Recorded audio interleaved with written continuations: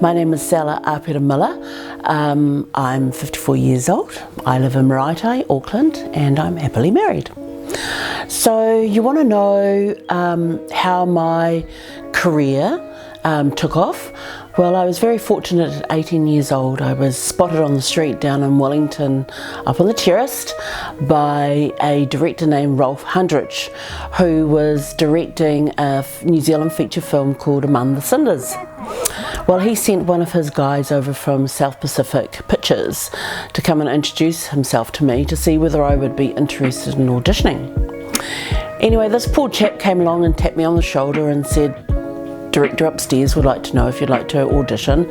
And of course I kind of just laughed it off and said, no, just go away, I'm not interested. But as I proceeded to walk away, my girlfriend sort of stopped and had a chat to him. She came back after me and said, "I think you should really have a look and hear what he has to say. It could be a great opportunity." So I did, went up and met him, had a chat with him. And that day they had a car come and pick me up from my flat and take me to the Travelodge Hotel, which, yes, I know, as an 18-year-old at the time, it's a little bit like, ooh, what am I doing? But when I arrived, I was introduced to the whole crew of Among the Cinders, along with the head of wardrobe, lighting, camera, and a whole lot of other departments, who spent the whole time really kind of checking me over. Then I was given a script to read, and then I was asked to go and try some outfits on, which I must say was a little bit like, ooh, given that one of them was a bunny suit. Anyway, cut a long story short, I accepted the part, and I had the pleasure of playing a small but main role with the leading actress Rebecca Gibney, who's a Kiwi actress, but she lives most of her years in Australia. And my character in the feature film was a model, top model for New Zealand, and my husband in the film, Sela, played my husband. What I didn't know is that he actually was one of New Zealand's famous modelling photographers. He asked me if I was interested in modelling. I said not really. And what I didn't realise is that he had put a portfolio together of photos that he had taken of me while we were filming. He then passed it on to a modelling agency called Plume Modelling Agency in Wellington, and after the feature film was filmed, I got a phone call asking if I would like to come in, and there they presented me with this pretty awesome portfolio, I have to say, and asked if I would go on their books. So, to cut a long story even shorter, that's where my modelling career started. So, for a number of years, right up until I was 32, I went from Plume Modelling Agency in Wellington, and then I moved to Auckland, and a modelling agency here in Auckland called June Daly Watkins.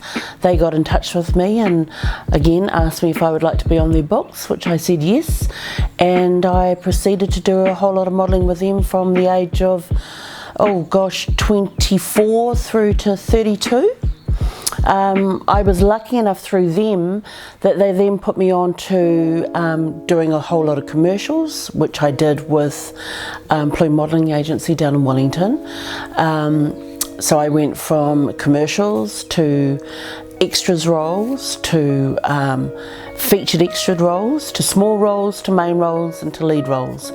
So I was really quite fortunate that I didn't have the educational prowess of going and doing a degree in acting, but I did my practical, I suppose, degree on learning how to act in front of the camera through my modelling days. There were very few of us Polynesian, Maori, ethnic looking girls. I was very lucky that when I started there was one or two Maori girls. I was the only Polynesian girl. We had another lady, she was Sri Lankan, and a couple of others that were Western girls, and one Asian girl. So we were kind of it, really. Otherwise, the rest of the girls were Western. So whilst some saw it as a bit of a handicap, we actually saw it as being a benefit for us, because there were very few of us at the time. It meant that we actually got a lot of jobs, and we also found that a lot of clients kind of took to our, I guess, our diversity, but also our ethnicity, our exoticness, because we weren't all, as I say, we weren't all typically like a typical sort of island look, or a typical Maori look, or a typical Asian look. So no one quite knew what our mix was. So it just made it more favourable for us to get more work. So we were really lucky in that respect. The beautiful thing now, 30, 40 years later, it's beautiful to see so many ethnicities of models and actors on TV now. So yeah, I kind of feel quite tickled that we girls back in the day, we sort of carved the path for everybody. So yeah, I'm proud for that. Well, I think in everything in life, yeah, I definitely had some low points. In the modelling industry, especially when I was younger, starting off, yeah, there were some definite low points. There were the times where we had photographers and directors that took advantage of young girls, you know, who wanted us to be, you know, have photos taken when we were naked and things like that. I myself, I totally refuse those things, and I'm kind of lucky that I'm quite strong-willed, and I was brought up by great parents that I, you know, had the confidence to say, not doing that, mate, and walk out. But I, you know, I did see it as a problem, and I did get exposed to quite a bit of that. But as I've said over the years to a lot of young girls who wanted to go out and model, I've always said to people, you know, be strong in who you are. Don't let anybody take advantage of you. And if someone tries to either hit on you or make you do things that you didn't want to do, then expose them, tell someone. Because we don't need rubbish people like that in our industry. I was also really lucky to get a part on Outrageous Fortune. That was pretty cool. And I played a character named Victoria, so I was a lawyer for Cheryl's boyfriend at the time, that was played by Kurt Torrance. He needed a lawyer desperately, so that was pretty cool, and the cast on there were just amazing. Really, really good bunch of people. And it's funny because so many of them, as you saw them as characters, is almost pretty much how they are in real life. Not so much the real characters, but the personalities. So I found that really cool. But I think one of my memorable acting jobs was when I was on Xena. I managed to score myself a part as Marga, the Amazon Queen, and my first scene that I had to film, I had to kill 20 men.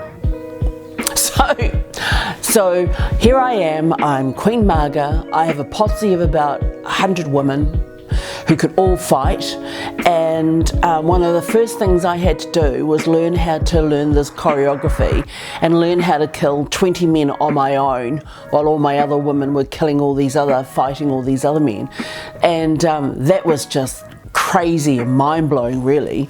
And I can remember on our rehearsal on set, so we're on set, we're ready to go, we do a rehearsal, everything went down to scratch. We come to shoot it, the director goes, and action.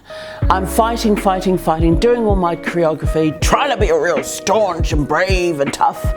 And I end up smacking one of the stunt guys right in the face and end up breaking his nose.